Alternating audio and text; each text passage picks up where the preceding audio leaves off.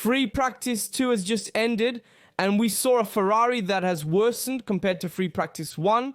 In fact, in Barcelona, it finishes in 5th position with Leclerc and 11th position for Hamilton. And we have to comment on why Ferrari has worsened between FP1 and FP2. We also need to look at the performances of McLaren, Red Bull, Mercedes, and discuss together who is the favorite for qualifying and for the race, because the scenario also changes between the two sessions. Before we start with the analysis, of course, I remind you to leave a like, subscribe, and turn on notifications so you don't miss any video that comes out here on the channel. I thank you for all the support messages, and please tell me in the comments your prediction for the qualifications and for the race. Who do you actually see as the favorite this weekend in Barcelona? That I want to start commenting before doing the analysis of the free trials. Speaking of team changes, in fact, the biggest change is certainly on the front wings, which become stiffer. In fact, we will no longer see excessive flexing of the last flap of the front wing. And here we see the 4 top teams. So, McLaren, Mercedes, Red Bull, and Ferrari. We see the shape of the front wing and this outer part here. So it will no longer flex. Because from this weekend onwards, the Fédération Internationale de l'Automobile has imposed stricter controls on the flexing of the front wing. And it has already been seen from the onboard cameras how the front wing does not flex much. In short, the flexing lower down will not be so pronounced, while higher up, therefore, the increase in incidence in the curve. That remains more or less as before. Always a little less, however, it remains very similar to before. And I also show the images here that show us the differences between the front wing.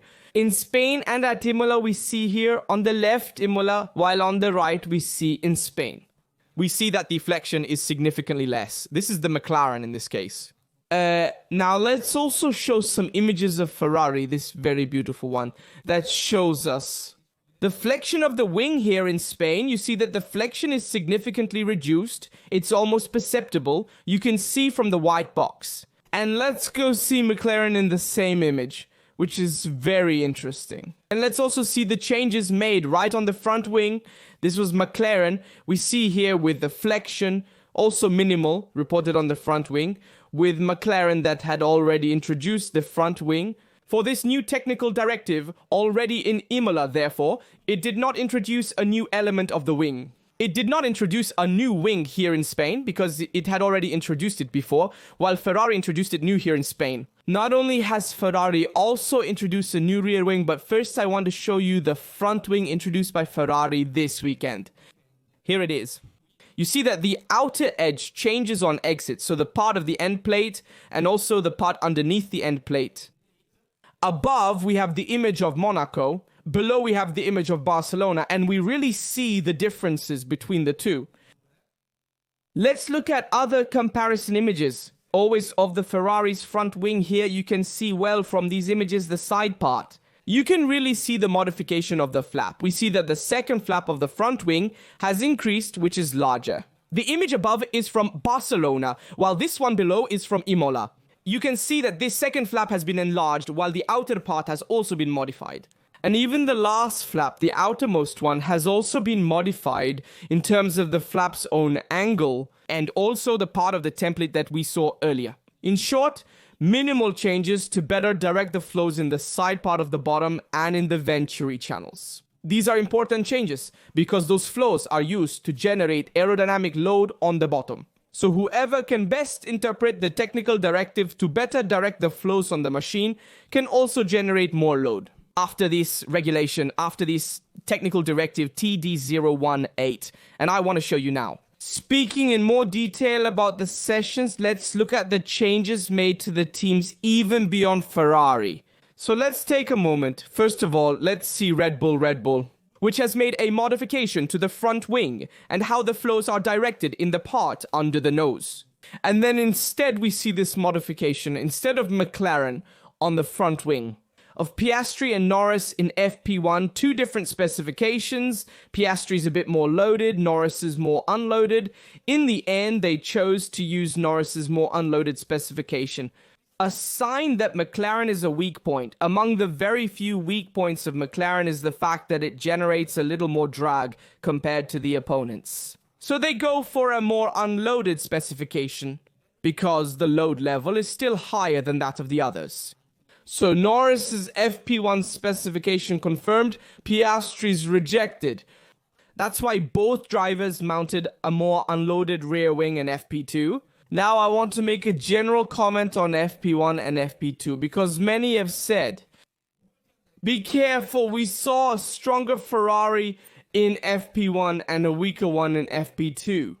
So be careful judging teams from one session to the next. First of all, FP1, we have a much less rubberized track and all teams use different tires. In FP1, you go to use the hard ones, as in this case, for example, Hamilton went to use the hard ones a lot in FP1, or do you go around anyway to rubberize the track? And what does this mean?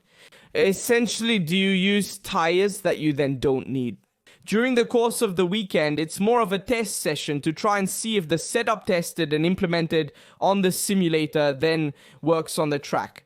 So FP1 is always a bit of a test session. The results of FP1 should never be taken and considered as real values unless there is a sprint race, as we always say, which therefore makes FP1 more important. However, in a normal weekend with 3 free practice sessions, it's normal that in FP1 the values are much closer between the teams. And you can't judge maybe the performance of one team compared to the other. So, in my opinion, Ferrari did well in FP1, but also because the other teams hid a bit and didn't express their maximum potential. The second thing, on the other hand, in FP2, what changes? The track is more rubberized. You have different asphalt conditions like temperature. So it's normal that other teams also improve.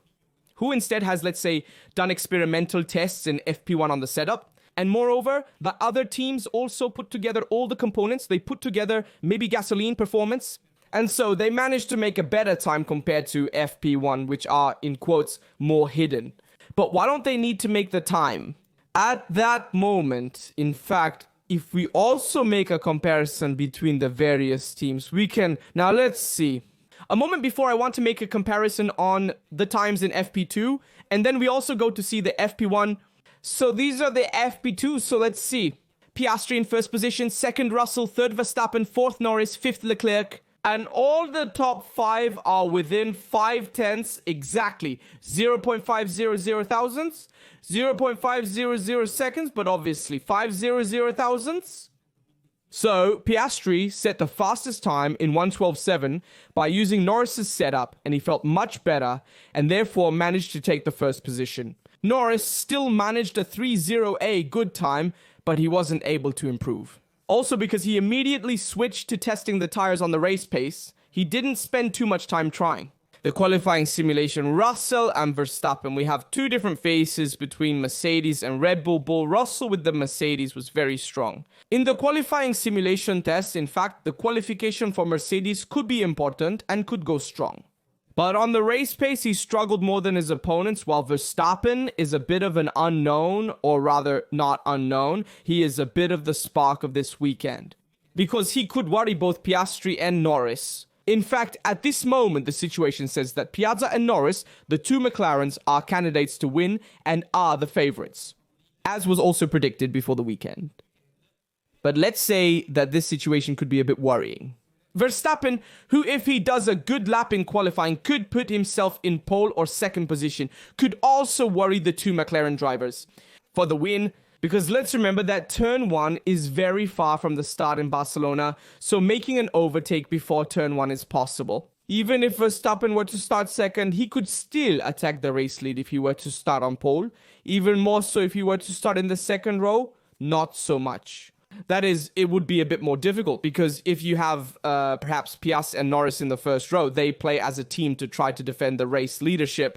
That being said, Verstappen and Russell can do very well in qualifying. And beware that in this scenario, we have not considered the Ferraris. In the sense that the first 4, from my point of view, are the number 1 candidates to go there in front to fight for the pole and also for the first 3 positions. I see Leclerc and also Hamilton a bit more in difficulty at this moment in qualifying. So especially watch out for Ferrari, who might fight for the 4th, 5th, 6th position. At this moment, we will see if there will be changes to the setup for FP3. We hope they work. However, we also heard Hamilton's team radio. I'll let you hear it together. Let's listen to them together because it's a quite shocking team radio from my point of view. Do you hear Hamilton that in FP2 he starts with the session and you hear him complaining right away about the behavior? Well, it's anything but good. Let's listen to the team radio together, then let's see a bit. That guy's on drugs all day. Let's see how he's doing.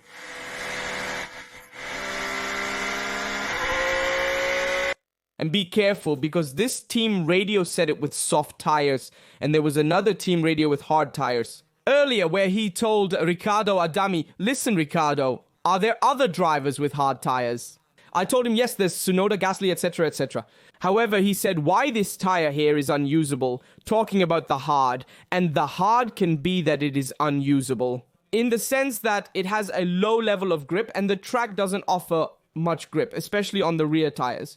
However, if we listen to this team radio with Hamilton's soft tire, who is complaining? The behavior, that is, the car is undrivable, and it was also seen from Leclerc's on board, that the car is undrivable. The car, you really struggle to keep the line, the ideal trajectory, because you end up making corrections that you wouldn't want to. Well, this is really a problem. It's a problem. You have to modify the setup. Hope that Ferrari can find the right setup.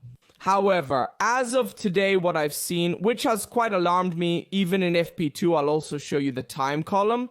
The thing that alarmed me the most is the number of times Leclerc has been on the track. Among the top drivers in the standings, he's the one who's been on the track the most times, doing fewer laps. With each tire or with the same tire? What does this mean? That he went out on the track, came back to the pit? To change the car's setup, maybe to change the wing's angle, maybe to work on the rear suspension, and so you also have to work on the suspension arms. In short, you make many adjustments to try to fine-tune the car to have more grip both at the rear and at the front, especially at the rear.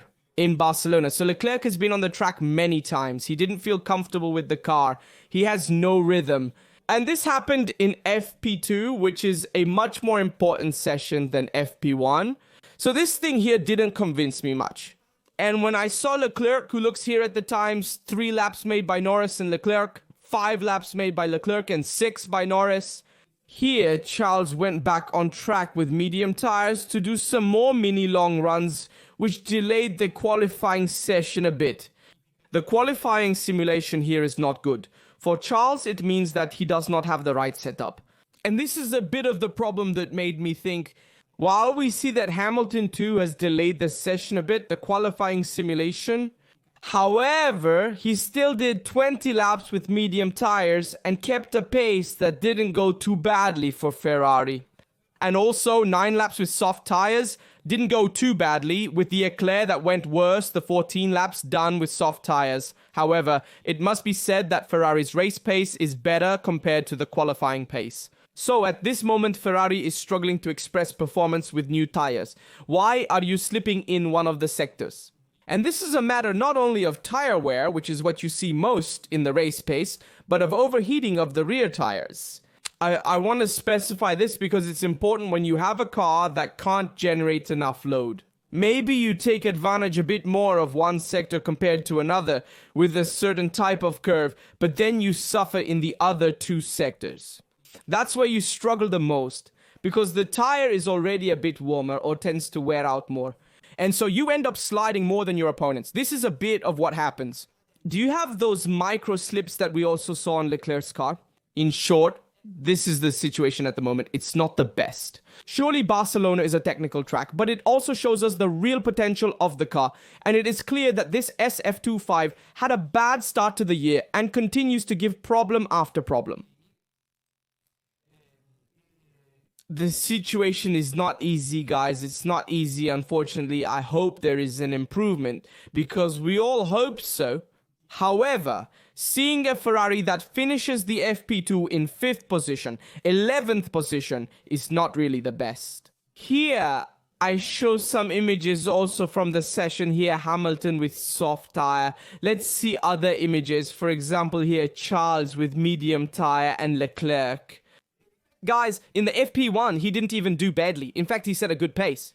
He's running on the high 19, low 20 on the race pace simulation. Then the times have increased by a second in the FP2, running on the high 20, low 21. And so we see the others, Norris, Piastri, Verstappen, keeping a steady pace. Ferrari, at this moment, in race pace is better off than Mercedes. However, Mercedes is clearly better off than Ferrari on the qualifying simulation pace, on the qualifying simulation. So pay attention to this detail, which is not insignificant. So, having said that, there are still the FB3S that we will need to see. And so we will go to evaluate those as well. In fact, I will show you for completeness the first free practice sessions. I will show you the results. Norris was first, second, Verstappen third, Hamilton 3/10 behind. However, he had a good race pace, as well as Leclerc third and fourth. The two Ferraris, then gradually everyone else, with Piastri, who even came fifth. Having said that, on my prediction for tomorrow, I tell you that, in my opinion, in qualifying, we will see a good McLaren, so I'm taking a gamble. Piastri's pole. Second, Norris, and third, Verstappen. I tell you this way, Verstappen could, however, also come second ahead of Norris. So be careful, it could be either Piastri, Verstappen, Norris, or Piastri, Norris, Verstappen. This, in my opinion, is how it will go tomorrow. Tell me your prediction for the qualifiers, then we will also give the prediction for the race. But I have told you in general terms. The values are that Ferrari is stronger in the race than in qualifying, Mercedes is stronger in qualifying than in the race, Red Bull with Verstappen strong in both sessions. He could pull off a big hit maybe, if he manages to stay there in front in the first row, even win the race. A bit like what also happened in Japan at Suzuka, and a bit like what happened at Imola too.